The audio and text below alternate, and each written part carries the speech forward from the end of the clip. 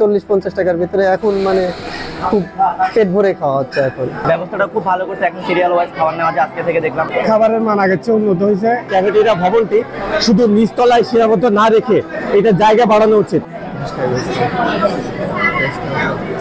দুপুর 12:30 থেকে শুরু হয় লাইন, থাকে বিকেল 3:30 পর্যন্ত। এই 3 ঘন্টায় সেন্ট্রাল ক্যাফেটেরিয়ায় রাজ্যের ব্যস্ততা। কে কার আগে খাবার পাবে চলে সেই প্রতিযোগিতা। দেরিতে গেলে শেষ হয়ে যাবে খাবার, সেই ভয় থাকে সবার মধ্যে। প্রত্যেকদিন ক্যাফেটেরিয়াতে খাই এবং এখানে অনেক ভিড় আছে, যাতে মানে খাবারের মান ভালো হওয়ার কারণে সবাই আসতেছে এবং ভিড় লেগে আছে। আর তাছাড়া ব্যবস্থাটা খুব ভালো করছে, এখন সিরিয়াল ওয়াইজ খাবার নেওয়া যায়। আজকে থেকে দেখলাম এই ব্যবস্থাটা খুবই ভালো হয়েছে। সর্বোপরি আগের তুলনায় ক্যাফেটেরিয়া এখন অনেক ভালো। অথচ 1 মাস আগেও পাবনা বিজ্ঞান ও প্রযুক্তি বিশ্ববিদ্যালয়ের ক্যাফেটেরিয়ায় খাবারের মান নিয়েছিল শিক্ষার্থীদের হাজারো অভিযোগ। ক্যাফেটেরিয়ার তত্ত্বাবধায়ক নিজে হাল ধরার পর বদলাতে থাকে ক্যাফেটেরিয়া চিত্র। শিক্ষার্থীরা আগে যেখানে প্রতিদিন দুপুরে খাবার খেত মাত্র 80 থেকে 100 জন, সেখানে বর্তমানে খাচ্ছে 800 থেকে 1000 জন। সকাল দুপুর সন্ধ্যা মিলিয়ে ক্যাফেটেরিয়ার ক্রেতার সংখ্যা এখন দিনে 1800 থেকে 2000। এর আগে দেখা যেত টাকা বেশি ছিল কিন্তু খাবারের মান এত বেশি ভালো ছিল না, কিন্তু বর্তমানে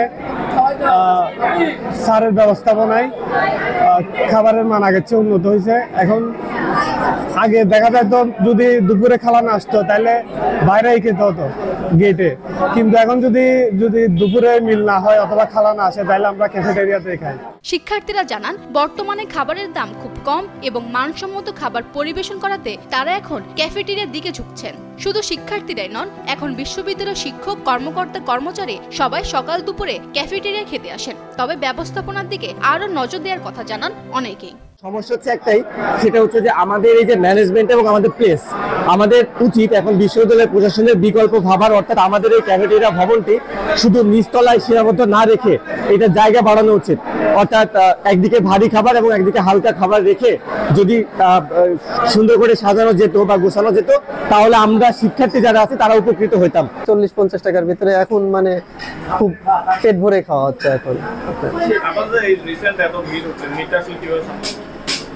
এখন মানে ভিড় খাওয়ার ভালো, তারপরে আমরা মানে পর্যাপ্ত পরিমাণে খাবার করতে পারতেছি না, তারপরও ভিড় হচ্ছে। আমরা অনেক সময় লাগে ছেলে পেলে খাবার দিতে লাগে একটু লেট হয়ে যায়, কিছু সময় ছেলে পেলে লাগে একটু মানে বিরক্ত বোধও মনে করে যে লাগে আমার ছেড়ে আমার খাওয়া অনেকজনে দিচ্ছে, কিন্তু আমরা তো আসলে ওইটা দেখে করতে পারি না। করছে সময় অনেক চাপ থাকে এদিক মেয়েরা। তারপরে কিছুদিন হলে আজকে লাইনের করছে, তারপরে থেকে এখন ইনশাল্লাহ মানে ওই সিস্টেমটা ঠিক হয়ে গেছে। এখন খাবারের মানসহ আরো সুযোগ সুবিধা বাড়ানোর দিকে নজর দিচ্ছেন বলে জানান ক্যাফেটেরিয়া তত্ত্বাবধায়ক ডক্টর একরামুল ইসলাম।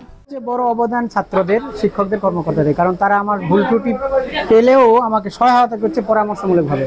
এটা আমার সবচেয়ে বড় পজিটিভ বিষয় যে এটা সফলভাবে পরিচালনা করা। আমার একটা কাজের মধ্যে অনেক ভুল হচ্ছে, অনেক সময় অনেক কিছু হচ্ছে, কেউ এটা নেগেটিভভাবে নিচ্ছে না, বরং এটা পরামর্শ হিসেবে দিচ্ছে যে এটা কীভাবে সমাধান করা যায়। এটা আমার পজিটিভ। আর এখানে আমার কোনো ক্রেডিট নেই, একদমই যারা রান্না করছে তারা। আর আমি একটু ম্যানেজমেন্টের ব্যাপারটা একটু দেখছি, পরিষ্কার পরিচ্ছন্ন ব্যাপারটা হয়তো দেখছি, বা মানে ক্রাউড যখন হচ্ছে তখন হয়তো মাঝে মাঝে একটু সাপোর্ট দিচ্ছি। পাবনা বিজ্ঞান ও প্রযুক্তি বিশ্ববিদ্যালয় থেকে আব্দুল্লাহ আল মামুনের পাঠানো তথ্যচিত্রে ডেস্ক রিপোর্ট, কালের কণ্ঠ।